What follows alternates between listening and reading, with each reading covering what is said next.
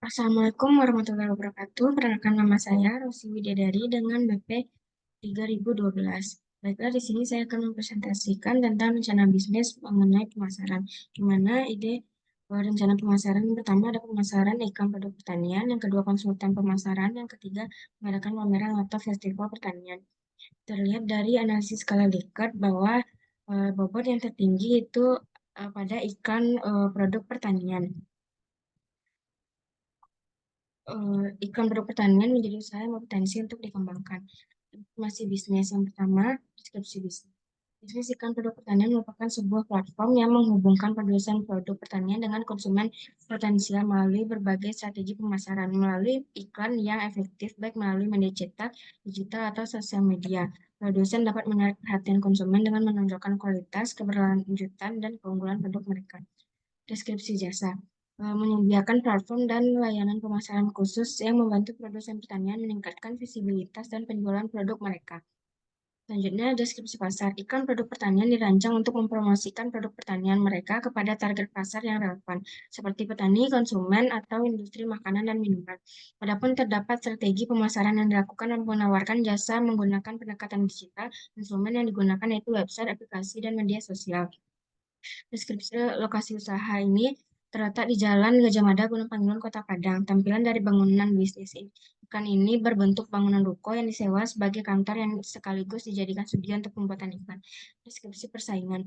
Yang pertama ada agensi pemasaran khusus, platform media sosial seperti Facebook, Instagram, dan YouTube. Dan itu juga produsen pertanian terlibat dalam persaingan langsung untuk menarik perhatian konsumen yang dengan merek dan kampanye iklan yang unik dan menarik. Selanjutnya, deskripsi manajemen dan personalia. Saya sendiri sebagai pemilik usaha bisnis iklan produk pertanian berusia 21 tahun. Sebagai pemilik dari usaha ini, saya mencari peluang usaha yang bisa berkembang dengan baik dan bisa menjadi usaha yang berkelanjutan. Dalam melakukan manajemen bisnis ini dibutuhkan satu orang direktur, satu orang manajemen pemasaran, dan tim kreatif. Selanjutnya, analisis kelayakan usaha. Pertama, ada aspek teknis. Memastikan gambar dan konten iklan menarik dan relevan dengan target audiens, serta dioptimalkan untuk berbagai platform di mana iklan ditayangkan. Selanjutnya, aspek kelembagaan organisasi manajerial. Yang pertama, menentukan struktur organisasi yang efisien dan efektif untuk mengelola kampanye pemasaran iklan produk pertanian, termasuk penunjukan peran dan tanggung jawab yang jelas. Yang kedua, memastikan pengelolaan sumber daya yang efisien, termasuk anggaran, waktu, dan tenaga kerja, untuk mencapai tujuan kampanye dengan optimal. Selanjutnya, melakukan pelatihan dengan pengembangan keterampilan secara terus-menerus bagi anggota tim. Selanjutnya, aspek sosial. Karenanya iklan produk pertanian bisa menjadi subjek kritik atau perubahan dalam masyarakat. Kritik terhadap iklan yang dianggap tidak etis atau merugikan bisa menjadi bagian dari diskusi sosial. Sementara respon terhadap masukan masyarakat bisa mengarah pada perubahan strategi iklan di masa mendatang. Selanjutnya ada aspek komersial, mencakup pengelolaan anggaran dan melakukan analisis yang mendalam terhadap data kampanye iklan produk pertanian. Selanjutnya ada aspek ekonomi. Pemasaran iklan produk pertanian melibatkan pendapatan yang diperoleh perusahaan dari hasil konversi yang dihasilkan oleh kampanye iklan jika iklan berhasil menghasilkan penjualan produk atau layanan. Selanjutnya ada aspek finansial. Dapat disimpulkan bahwa B per C yaitu 1,2 lebih besar daripada 1 yang menunjukkan usaha ini layak untuk dijalankan. NVP-nya sebesar 246 juta sekian, di mana NVP lebih besar dari 0, usaha ini layak untuk dijalankan. IRR berdasarkan hasil perhitungan yaitu 45% lebih besar daripada dari 7%, yang artinya usaha ini layak dijalankan.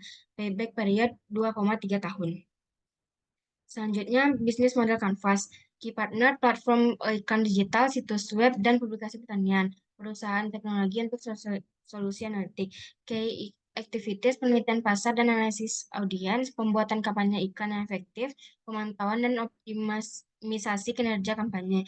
Key resources, platform iklan digital, tim pemasaran digital, dan analis, infrastruktur TI. Selanjutnya ada value proposition, promosi produk, informasi kualitas, dan jaringan. Customer relationship, layanan pelangganan yang responsif melalui email, telepon, dan platform media sosial. Yang kedua, konten edukatif. Channelnya yaitu media sosial, situs web, dan media tradisional. Customer segment petani perusahaan pertanian penyedia jasa pertanian konsumen akhir. Cost structure-nya biaya pengembangan dan pemeliharaan platform ikan, gaji dan biaya operasional, biaya perangkat lunak, dan biaya pemasaran, serta revenue stream-nya pembayaran per klik atau pembayaran per tayangan dari klien iklan, dan biaya berlangganan bulanan. Baiklah, mungkin sekian yang dapat saya presentasikan. Saya akhiri. Assalamualaikum warahmatullahi wabarakatuh.